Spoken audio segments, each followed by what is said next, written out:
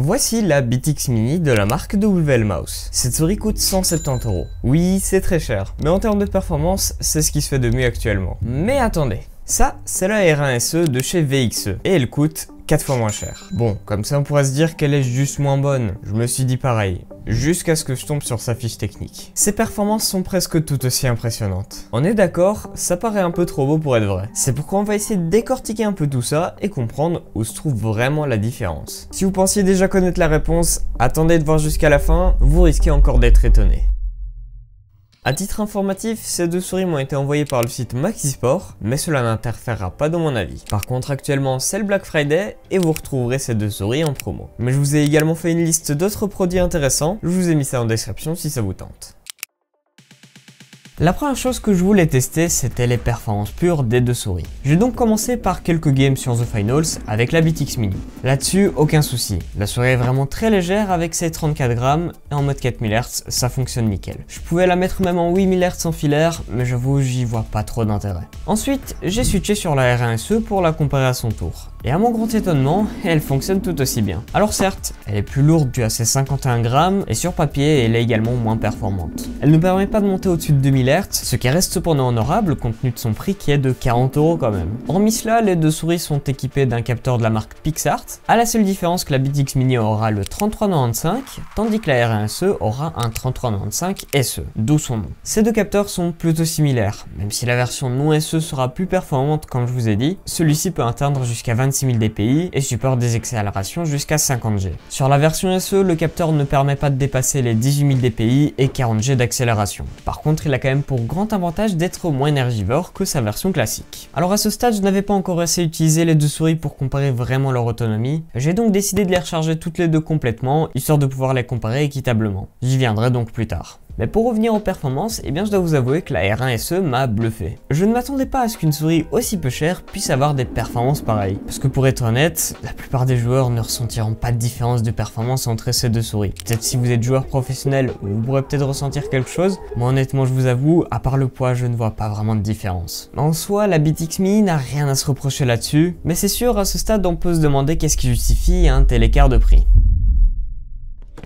Là où on peut peut-être se pencher, c'est du côté du contenu des deux boîtes. Pour la VXE, rien de spécial, une simple boîte en carton avec un câble et un dongle. Mais la WL Mouse, c'est un autre niveau. Déjà, rien que l'ouverture de la boîte, c'est quelque chose. Mais tout comme l'autre, on y trouve un dongle qui est par ailleurs un petit chat et un câble. Mais ça ne s'arrête pas là. En plus de cela, deux sets de patins sont ajoutés, dont un en verre carrément. A savoir que la souris est initialement fournie avec deux patins de petite taille que vous pourrez directement changer si vous en avez l'envie. En dehors de cela, on nous fournit également une pochette de transport, un set d'autocollants et des grippes à coller. Une autre chose qui me tenait à cœur, c'était la prise en main. Ayant des petites mains, une taille compacte est primordiale pour moi. Alors la BTX Mini est très compacte, voire vraiment très compacte. Pour le coup, je ne m'attendais pas à ce qu'elle fasse si petite dans ma main. Alors on sent que la souris était initialement prévue pour du fingertips grip, mais avec mes petites mains, je n'ai aucun souci à la prendre en claw grip.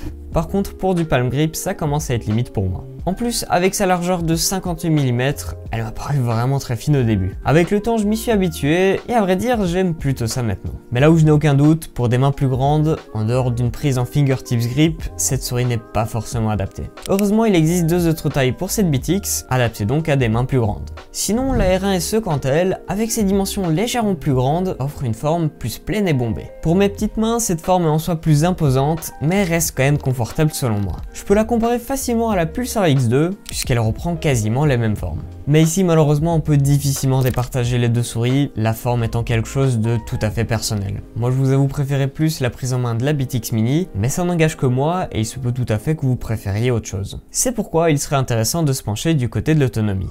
La R1 SE est équipée d'une batterie de 500 mAh, tandis que la BTX Mini dispose d'une batterie plus petite de 300 mAh. Cela lui permet certes de réduire son poids, mais cela affecte également son autonomie. Quant à la R1 SE, en plus sa batterie est plus grande, elle bénéficie également de son capteur 3395 SE, qui est donc moins énergivore que son grand frère comme je vous ai dit juste avant. Lors de mes tests avec les deux souris réglées à 2000 Hz, j'ai constaté que la R1 tenait bien plus longtemps. Pour vous donner une idée, je dois généralement recharger la BTX Mini environ une fois par semaine, tandis que la R1 peut tenir presque 2 fois plus longtemps. Et en 4000 Hz sur cette BTX, on peut lui enlever encore un tiers de son autonomie.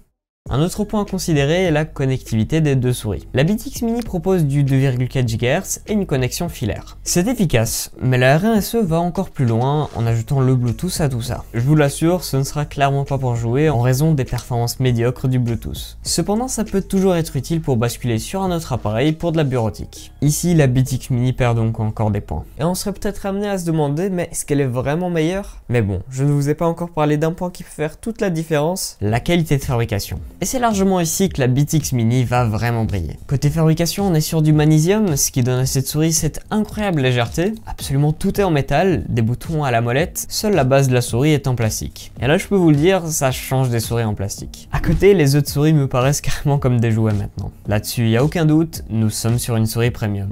La R1, quant à elle, est entièrement en plastique, et ici, on peut se rendre compte quand même de son prix. Oui, le plastique fait un peu cheap. Ce n'est pas non plus mauvais pour autant, mais ça n'a clairement pas le même aspect premium. Le faible prix l'oblige. Par contre, à la réception, j'ai remarqué quand même que le clic droit avait tendance à pas mal accrocher. Alors pas de panique, avec l'utilisation, ça s'est pas mal rodé, et au bout de quelques semaines, le problème avait disparu.